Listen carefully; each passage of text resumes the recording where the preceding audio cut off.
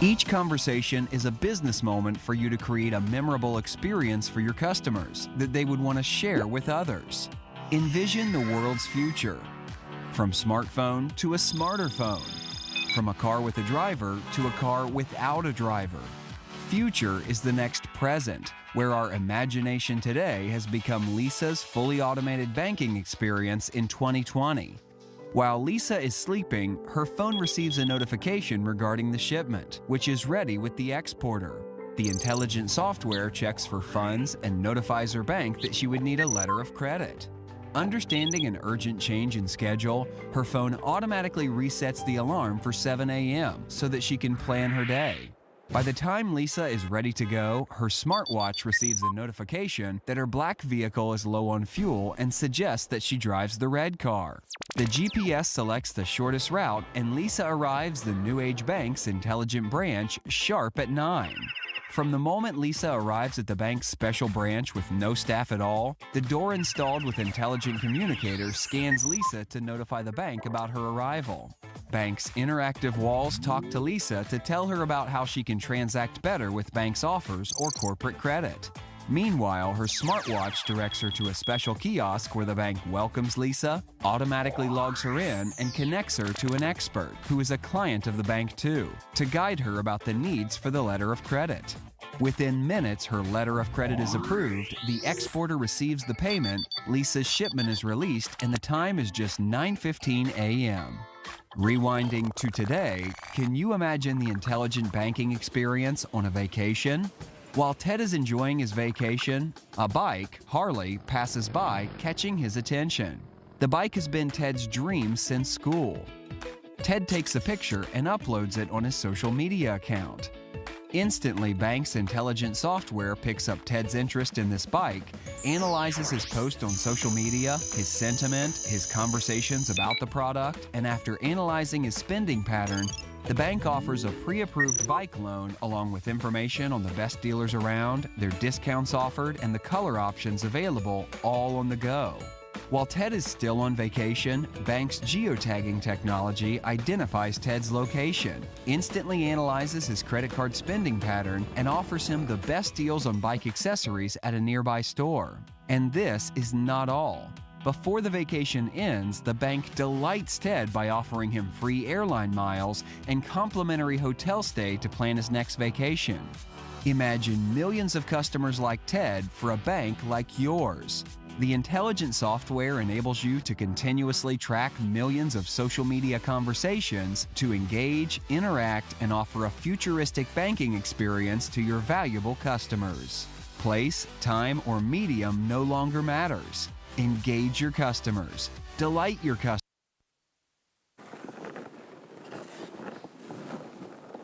Good afternoon. Good afternoon. Okay, I hope that I will keep you awake. So, could anybody say how many technologies have you seen on this video? Actually, it doesn't matter. So, plenty of them. So, today I will talk about digital transformation and what is the role of the architect in the digitally transforming world. Whoops. It's artificial intelligence, I guess. So I expect also my session to be a logical continuation of the sessions of Paul and Natasha this morning, because we have to see how the skill set of the architect is matching the business realities and how modern we need to be. My name is Tihomir Ignatov. I'm from Sofia, from Bulgaria. Excuse my English, so because of the format of the conference, I will keep the speech in English. I work for Microsoft.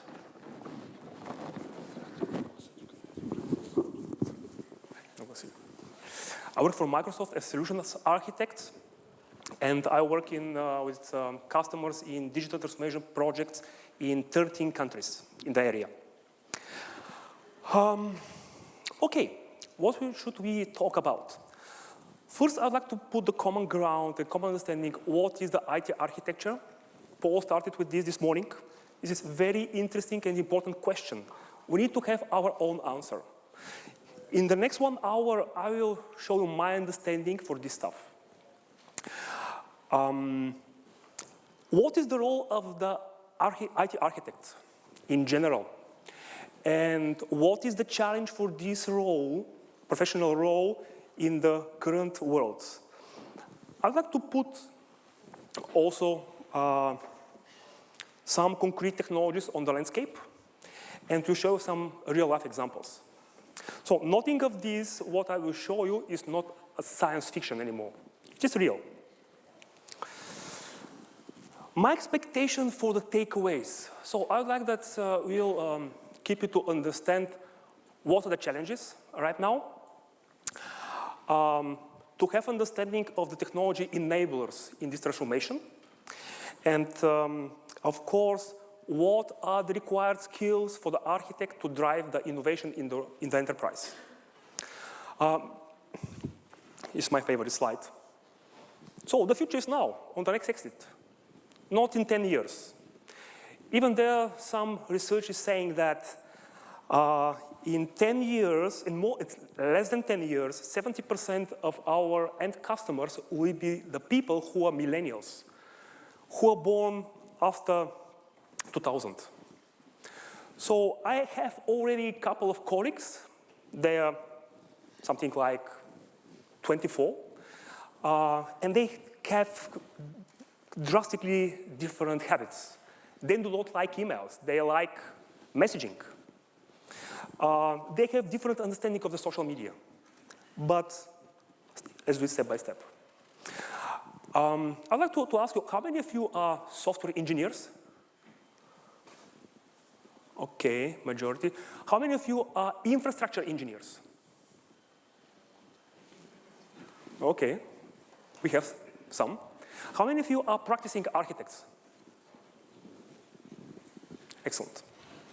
So, I will show you a few definitions of the IT architecture. There's no big difference, just different perspective. So, if you go to Wikipedia, this is the definition. I'm not going to read it, you can read it by yourself. But information technology architecture is the process of development of something.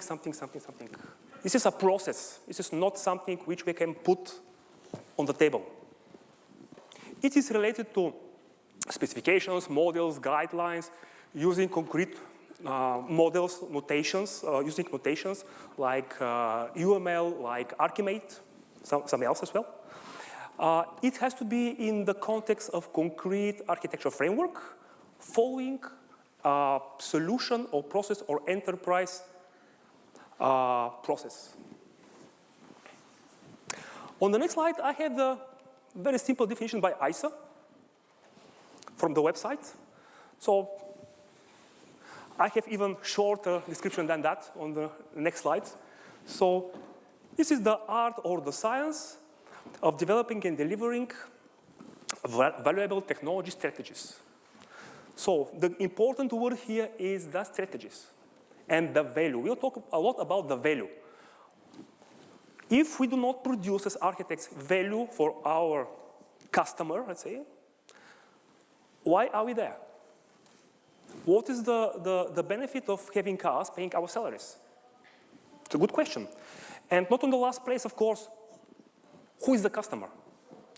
The company who is paying our salaries, our boss, or our end customers?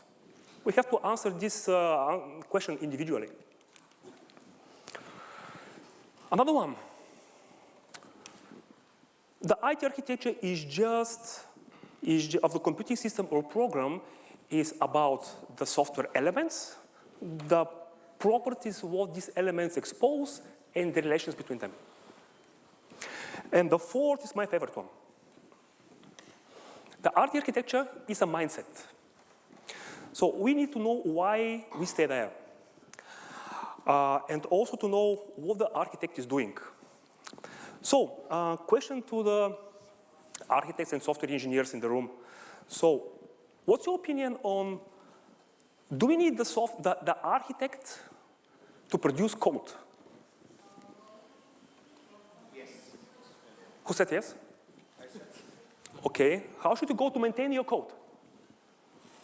Well, that depends on whether you're building the prototype, whether you're asking. Excellent answer. Yeah. So the general guidance is do it not for production. Do prototyping, of course. Do for demonstration of technologies, orchestrate solutions or demonstrate in the front of your buyers, of course. This is a very important thing because then the question is, okay, you are architect, you have different goals. Who will go to maintain and support and update your code? Good question. Have you seen that? This is a second picture from the ISA website. So these are the 5 pillars of ISA skill set definition of the architect. Each of these pillars has sub-pillars, a lot, believe me. So I will go quickly through them because this is a fundament for the architects. I started my architecture education 5 years ago with ISA trainings. I believe that the organization of Paul and many other people influenced a lot my understanding for the profession. Let's start from the top. Business technology strategy. The skills which are required in building and delivering technology strategies. In our next slides and the discussion, this will be one of the most important pillars. Human dynamics. Do we need the architect to be a social guy? We need to be sure that this person can communicate, to organize, and to lead the team who is going to design and deliver the project. IT environment. So this is the set of skills and the knowledge used in managing and delivery of technology initiatives. We need to know about what we have as technology platform. We need to know about different frameworks. We need to know even about infrastructure, how our solution we will deploy it on the end. How should we go to test it? What's about security? Design. These are the skills used to solve concrete business or technical problem, to describe it prior the implementation. I like to put clear, what is the clear difference between design and architecture. This architecture is a process. This is a verb, actually. So the design is a snapshot of the current reality. It doesn't represent the evolution and the progress. And also the design is missing all of the 4 pillars around the 5th one. Good to ask the question by ourselves, do we care about quality attributes? Okay, the other name of the quality attributes is non-functional requirements of the solution. Like performance, security, reliability, availability, etc. Do we understand what is that? It is critically important.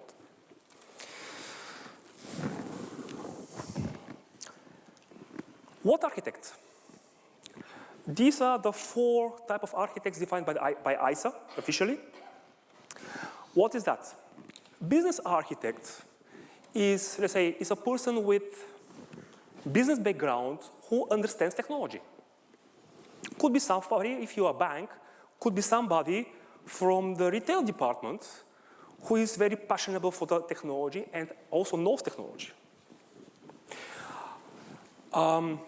Information architect is also half technical business or technical person. Information architects have to understand and to be responsible for defining the taxonomies and the data hierarchies in the organization. Usually for information architects, what I've seen are assigned people who are in databases technology. It is not 100% relevant, but makes sense to some extent. Software and infrastructure architects. So these people are technical people who understand technology.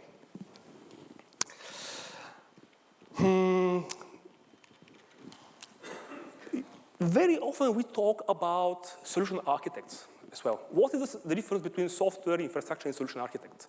The solution architect is taking parts of all these 4 types of architects. The solution architect is focused on concrete solution, and he has to have good understanding and enough understanding of the software, of the business part, of the infrastructure, and of the enterprise taxonomy. And also, of course, usually we talk about enterprise architects.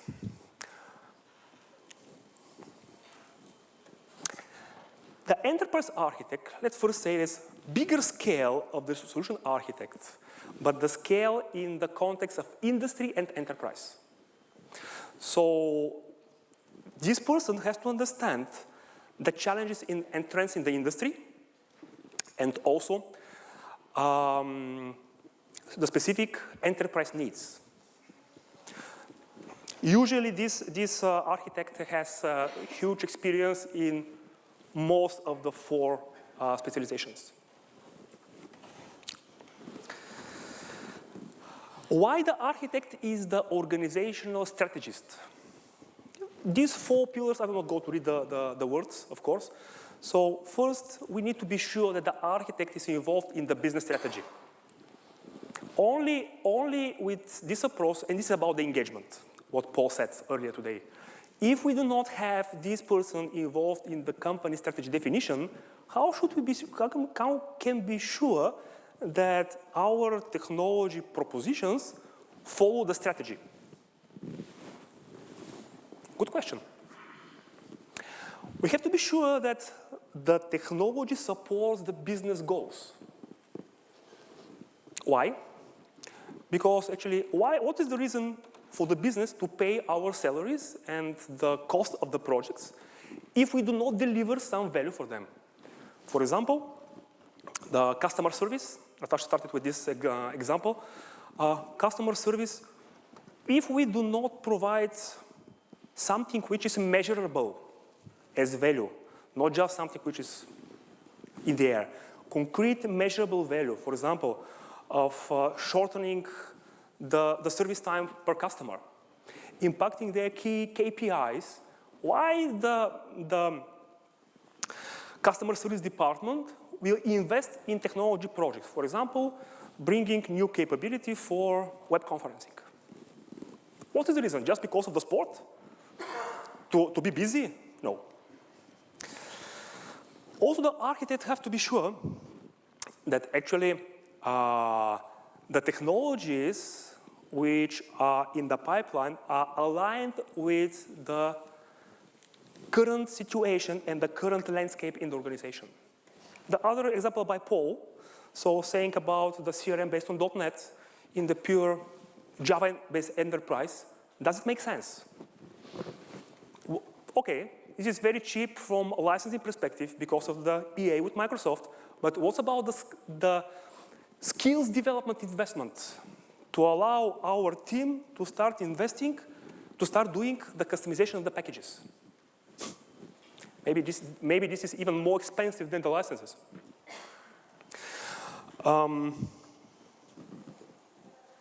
Yeah, and I have a good example.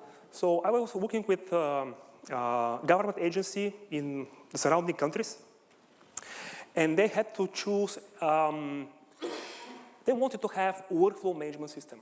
Workflow management plus case management. And I explored for them all available technologies around. They were 100% .NET house. And on the end, considering all the pros and cons, I told them, okay, guys, you can use some frameworks and platforms, but the best scenario for you is to make it custom. Not buying Dynamics or buying Zibel, because this is huge. On the end, some other company went there, and what they sold out to this customer, they did my favorite anti-pattern, vendor lock. They locked the customer to a vendor And they're not sure whether this vendor will exist in 5 years. And this will impact my customer on country level. So, now, digital transformation. Have you heard about digital transformation before? Not so many. We have some. Good. So, question? Or? What is this? The use of technology to radically improve performance or reach of enterprise. Okay. Technology and improvement sounds good if we deploy, if we are a bank and we deploy 20% more ATMs. Is this a transformation? Why? It's physical. You are just reaching your touch point. Okay, this is the next slides. Okay. Because it doesn't change business processes. Technology and radically. So deploying a new software on the existing ATMs, allowing the customers to use new channel to the bank is a transformation. For example, deploying video banking through the ATM machines is something we can change, opens a new channel for the bank. And having some examples. So here, these are 5 pillars defined by a consulting company. And I'd like to tell you examples on that. We all know what is this company. Is it LinkedIn? What the LinkedIn really owns?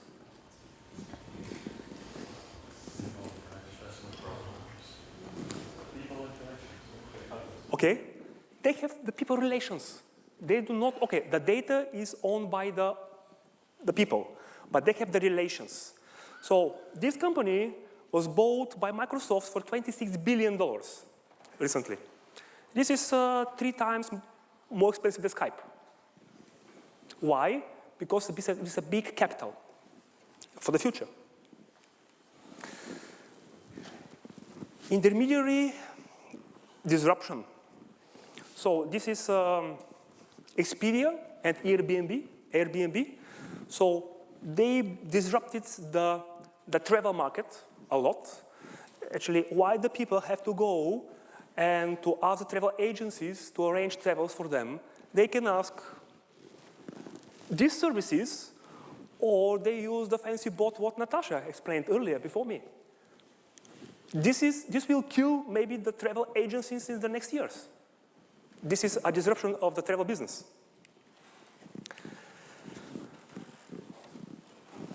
Does anyone know what is this logo? Okay, we have seen the products of this company everywhere in Sofia. This is ThyssenKrupp, elevators and escalators company in all of the shopping malls. You can see their products. I have brilliant case studies for that early in my presentation. Actually, they transferred their business from deploying and maintaining the elevators, actually, to selling data and insights to their subcontractors using disruptive technologies. Hyperscale, of course, Amazon, Facebook. So this is all clear, I believe. Do we have anybody in the room without Facebook account? Oh, we'll create some for you later. Good. And again, Uber, of course. So, do you know what is the story with, okay, you know, of course, what is the story of Uber in Sofia? But why?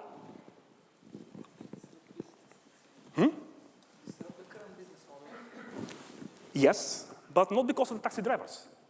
Because of other company who has similar solution for that. Can tell you in private discussion later, not now. Yeah, but the Uber actually, they also, okay, you know, you can order a car, you can go somewhere, you can pay electronically with no real money, everything is good, the cars are very nice, it is a bit cheaper, maybe more reliable, this is a change, but also Uber has another service, actually delivering food from here to there, because the drivers are there, the app is easy, why not? And talking about physical and digital, Nikolai, so yes, the digital transformation is about physical and digital. What is the physical? The ATMs, all of the sensors in the ThyssenKrupp elevators, of course. Our personal devices, of course. People, are they physical?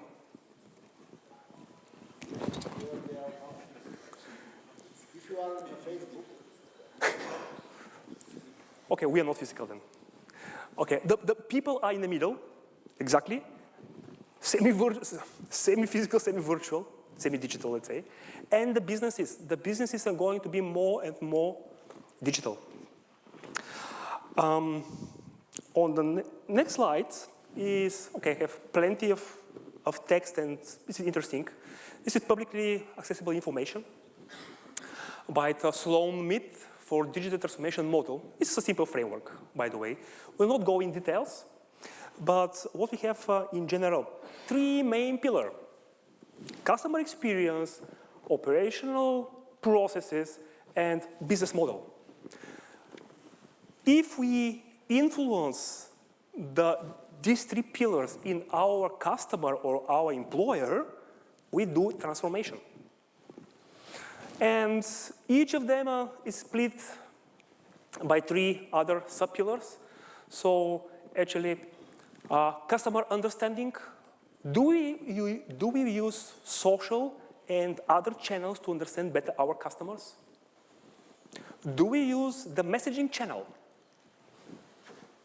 Messaging, I mean not SMS messages, come on, but messages by messaging apps, Facebook, Messenger, or Viber, or tell me, Slack, for that?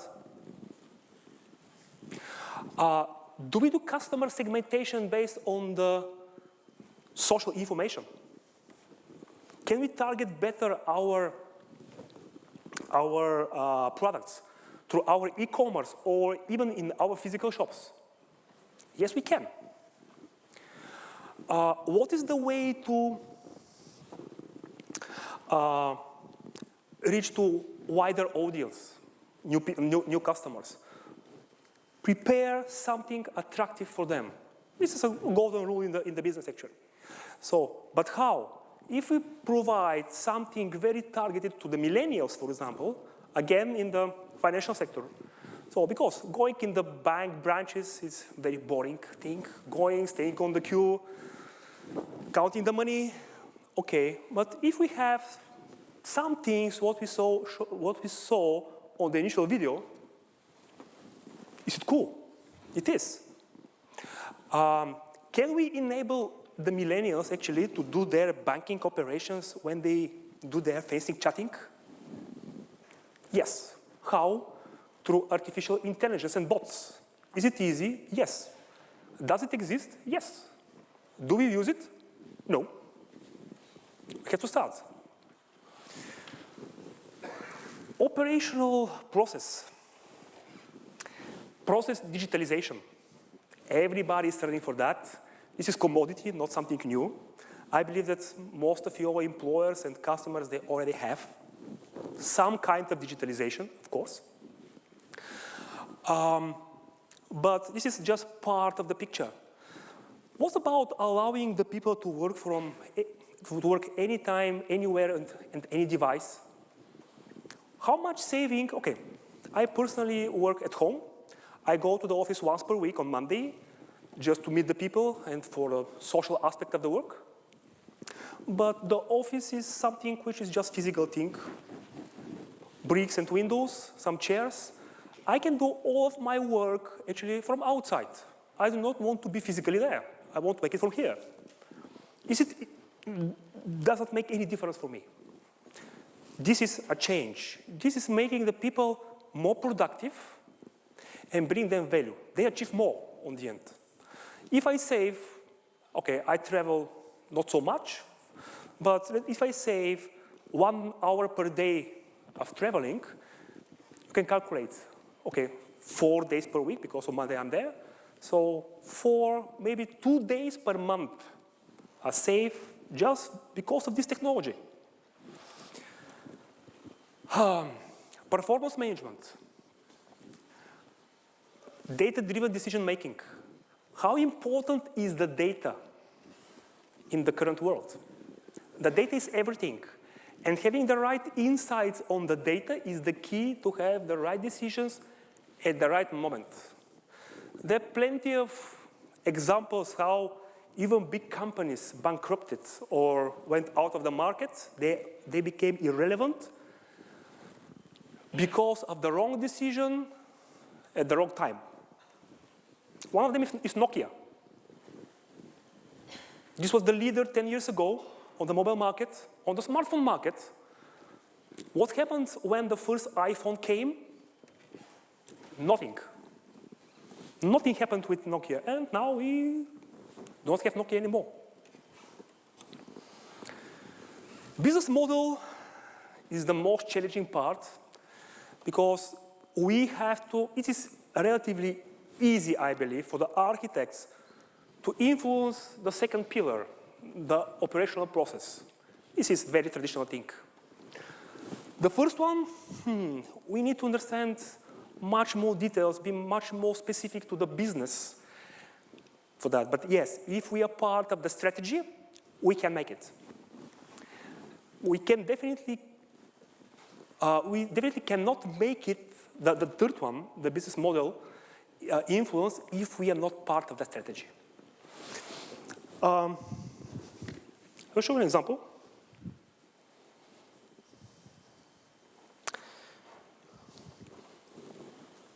This is an app, Revolut. Does anyone use it? Okay, nice. Revolut is an app. It's not a commercial, of course. I saw this, okay, a friend of me showed me that a couple of months ago. This is an app for iOS and Android. And you can make your registration and you can do micropayments. Micropayments, if you're a user of this app, I can send you money, I can receive the money, I can send this to bank account. For example, with some friends, some of them are in this room, by the way, we did a reservation for our ski vacation from here, prepaying our stay in the hotel to this app with 0 fee. 0 fee. As addition, I can order, and I have physical MasterCard. I can pay that with 0 fee. Come on, banks. Is this disruption? Not yet. Not in Bulgaria. But this is UK-based product. Do you believe that this is not disruption in the UK because of the scale? I'm not quite sure. But what actually will be the reaction of the banks? They will start thinking in the same direction. And in many other countries, they think about that. Actually opening new channels for their customers through bots or through video banking or having micropayments through such kind of things or even through bot-related discussions? Yes. This is a change of the business model, how we do business. Globalization. We all know that if we need to scale our business to Asia, we do not need to go and to negotiate a data center co-location in Asia. Sitting in our desk, we can deploy our services everywhere. This is the power of the hyperscale and the cloud, the global reach.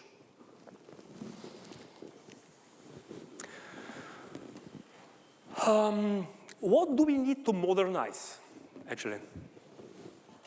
The competitiveness of our people and our customers and our employer. Improving the profitability, the customer satisfaction with better, faster, and more reliable service. Transform the business models. We have to enable the business scale. How? Through technology. So gaining market share. From where? From the competition? Or from gray market? Both. Entering new markets. For example, if your company would like to expand the business in the surrounding countries, what do we need to plan and to do as architects? We have to be in this discussion from the beginning in order to provide and to propose valuable technology strategy. Okay, using clouds or using, okay, cloud means three things. Could be public, private, and hybrid. If we are a bank, we do not need to go immediately in the public space. Don't be confused. If we need to start gaining market share from the new generation, millennials, I believe even we're late, because these people are already 15, 16 years old. In 5 years, they will be on the labor market. They will have bank accounts. They will need more. The first one who make actually the disruption will get the most of them on, in his business. What I'm confused, to be honest, I have seen a couple of customers in Bulgaria, the biggest on the market in the industry, in the specific industry, actually considering disruptive technology. And on the end, nobody of them really went to deploy this technology because they would like to see case studies and showcases. How could we be innovative actually if we wait for case studies? This means that somebody deployed already this thing, realized the value, and is far away from us. Come on. I believe the reason is because the architects of these enterprises do not talk to the right people. And they are not a part of the strategy. And of course, we need to modernize and to impact the efficiency of our business. How? We'll see how the ThyssenKrupp Group is doing that. Pretty cool. Using non-traditional things. I'm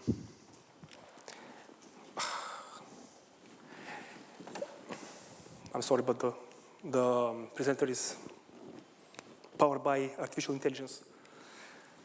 And not on the last place, keep our people engaged, the end customers and the employees. Why? Because they invest their power, their passion in the work, what they do, and in the activity to spend their money with us. This is very important.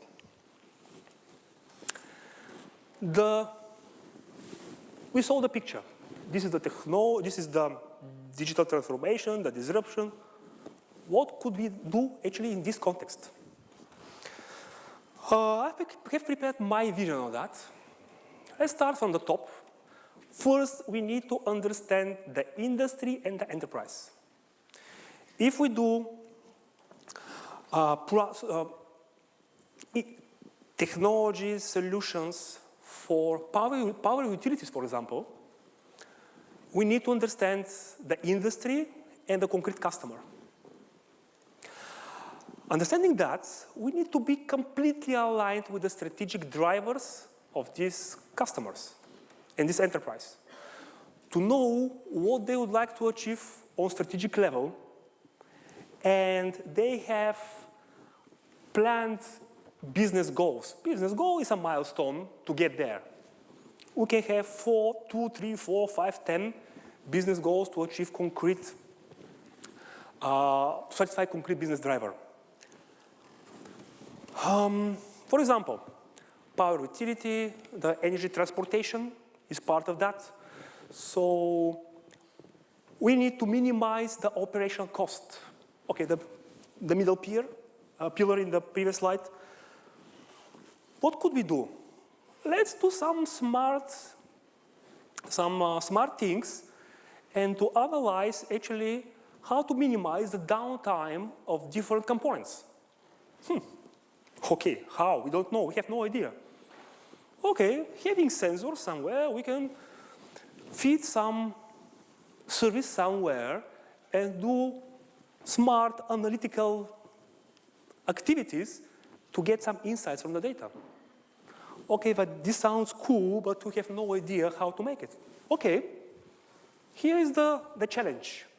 Go and learn the applicable technologies. Come on, just try to search in the internet. Just search it for it. Knowing this technology, I'm sure that you will identify much more valuable scenarios for enterprise again.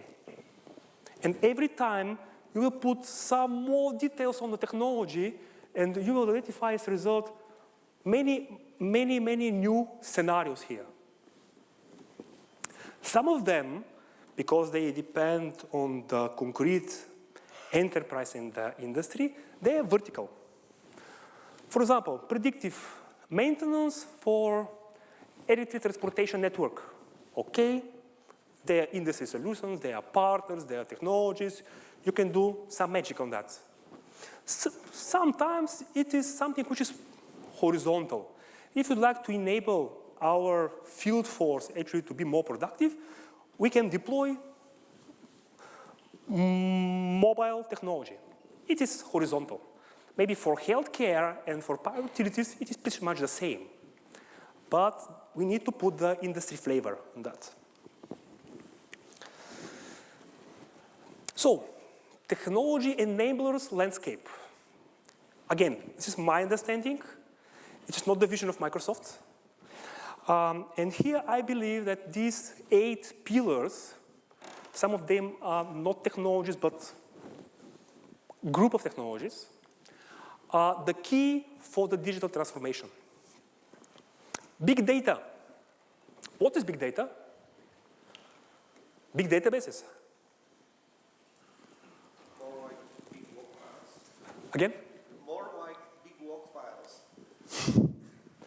Okay, this is dark data, something which we do not see at the moment. We don't have any insights, no value of that. There is a technology which can help us to extract the insights and to use them to take decisions. Example, very cool example from my practice. So, we have a retailer and e-commerce solution. E-commerce solution. So, the usual behavior of the end users is to go to the site, browse, find something. When you choose your product, log on and purchase it. Cool. But what if we manage to map the browsing history of these people to the user on the end? Can we have more insights and to say, okay, this guy bought pretty expensive business laptop last month. But now he is browsing and looking for game accessories because it is the beginning of December. And this guy anonymously was browsing the site looking for some phone in March next year. That makes sense. We can cluster our customers and better target the best offer for them. Does it seem simple? It is simple. I'm sorry, I don't know. I'll not touch it anymore. Advanced analytics. All these fancy things what Natasha mentioned prior to lunch are based on advanced analytics. Machine learning. We can define a model, feed this model, train it, and on the end, we can predict the future. Saying, okay, having in mind the model, the history, most probably this guy will go to buy this one. Let's offer him exclusive offer immediately to push some content to the e-commerce. Internet of Things, the next big thing, of course. Yes, we have plenty of sensors. We do not need to deploy them. They are there. There are a lot of sensors in the city, in Sofia. we have no idea where they are, most probably, and who is the owner. I cannot imagine actually what the owner is doing with this data. Maybe nothing, staying somewhere in some room, but they unlock a lot of insights from that. Wearables, the HoloLens. So if you believe that this is science fiction with HoloLens, I will show you something which is real in a minute. And the wearables, we have concrete business scenarios for wearables. Could be watches, could be Googles, maybe some other fancy things are coming. Even the association will go to give somebody with fancy augmented reality Googles tomorrow. I wish you good luck. Modern workplace is a technology, okay, set of technologies, not just one, where we can do our people more productive. Mobility is not new, but this is one of the pieces on the landscape. Somebody asked during the previous session about privacy. This is a huge area. Security, privacy, transparency, and compliance. We can spend different conferences talking about that. This is the key. Nobody will go to use the hyperscale and the cloud if doesn't trust the vendor. No security, no service. If I do not trust these guys, I will not transfer my money there. Do I trust them? Yes. Why? Personal decision. Can they lose my trust? Of course, very easy. And I will change them immediately. And the hyperscale. So, there are a couple of big players in the area of the cloud at the moment. You know them. Yeah. Very aggressive markets. So the cake is on the table. Everybody's going to take a piece. Let's see what will happen. But it is there. Use it. Even if you're a bit scared because of the previous pillar, start doing it step by step. Deploy cloud capabilities on premise.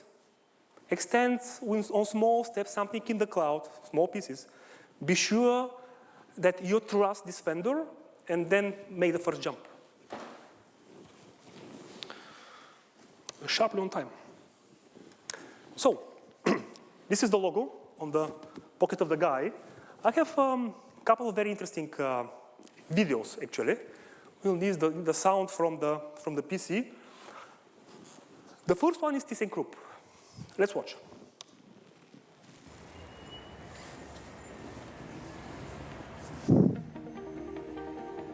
With 3 billion people moving into the world's cities in the next 3 decades, the world needs tall buildings, and tall buildings need elevators.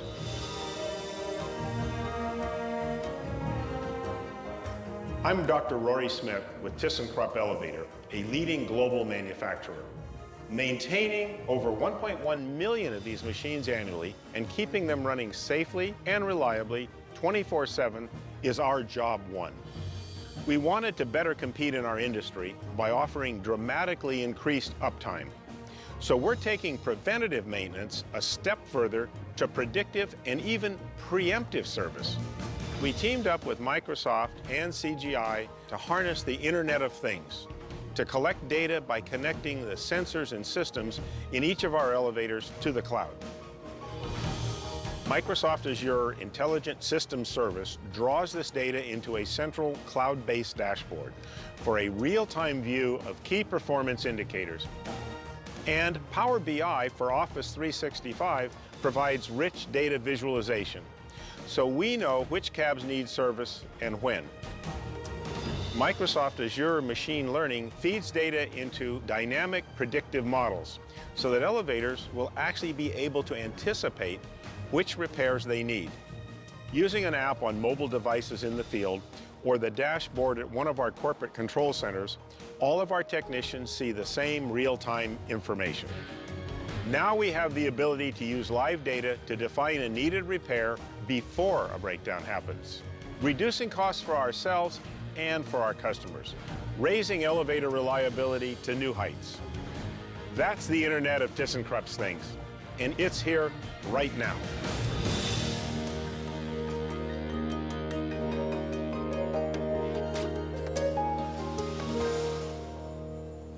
Cool. If not mistaken, this is something like 3 years old case study. I can prepare some conceptual view of this thing for you. So it was drawn by me, not by my daughter. So what kind of solution building blocks do we have here?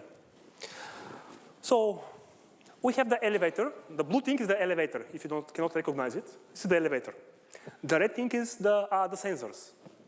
So these sensors actually feed through the internet service provider or telco feeds the IoT, Internet of Things component in the cloud.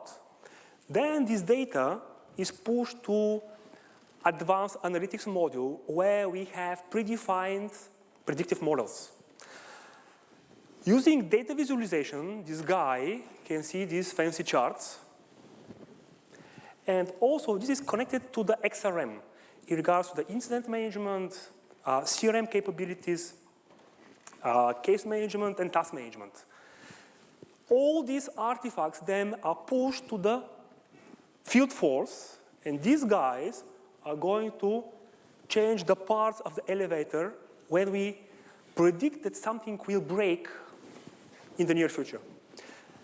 This is, the value of that is better availability and reliability of the elevator service. So, the next movie is also ThyssenKrupp. It is much newer.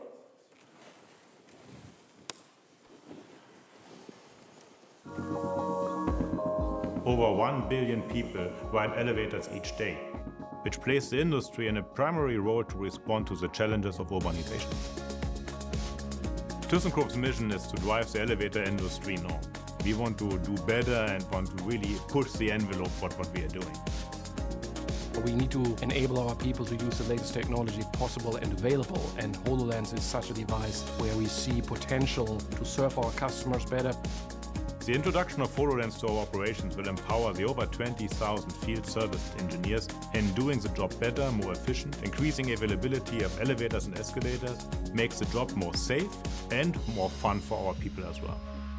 The scenario we have developed is really about dispatching a service technician using HoloLens in very different kind of ways. So as soon as the technician puts on his HoloLens, he already sees, I have a call here, I need to go to this elevator, and then actually sees a 3D picture of the elevator that he's going to work on, and that he can zoom into a part that will offer you also training opportunities. He goes to the job site prepared, probably better prepared than ever before, because he has the relevant data available to him in the best format possible, and in a variety of ways he can tailor the data towards his need. The technician putting on his HoloLens, looking at the elevator, sees the historical notes first, so what has actually happened with this elevator before. He already has all the information right there without having to look for it. It saves a lot of time and a lot of stress and effort. Gets information on his virtual desktop about the task orders he has to carry out. The latest safety alerts for that elevator. He pulls on a 3D replication of that part, pulls it out in an exploded view, and can actually see which part is making the problem. A major advantage of the HoloLens, of course, is that we are hands-free, and we never had that experience and the capability before.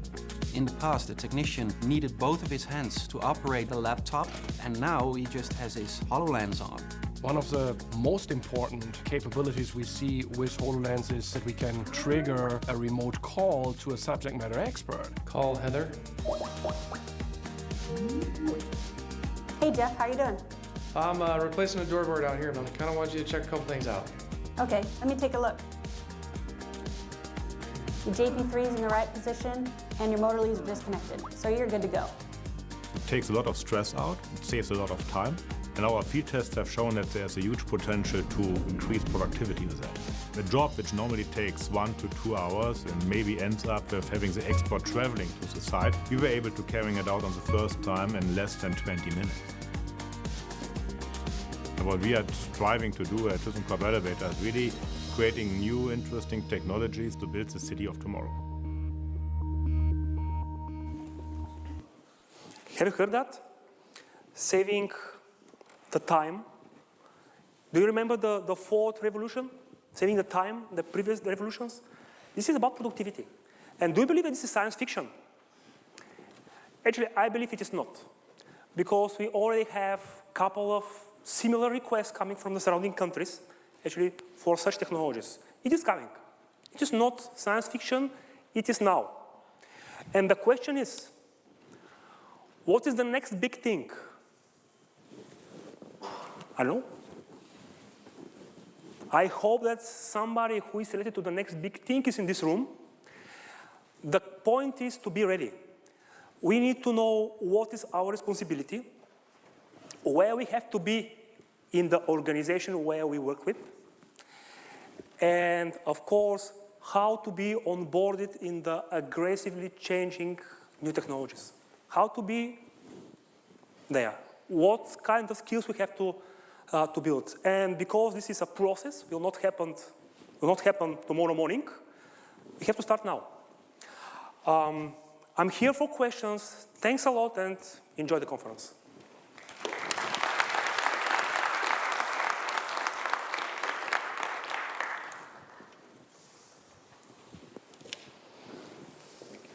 Thank you, Tiho.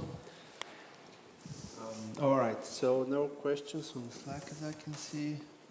Everything is clear. All right, let me see. Maybe just okay. All right, so yeah. Any questions that you may have? Tihomir is here to reply back. I cannot really see you, so you have to shout. All right. All right, well, Tihomir will be here around probably next break also. Do you promise? No, do you? Of course. Okay. Thank you, Tiho, very much. And we'll go on directly with the next session. Just a slight change break. Don't really leave the seats, and we'll be right back. Thank you.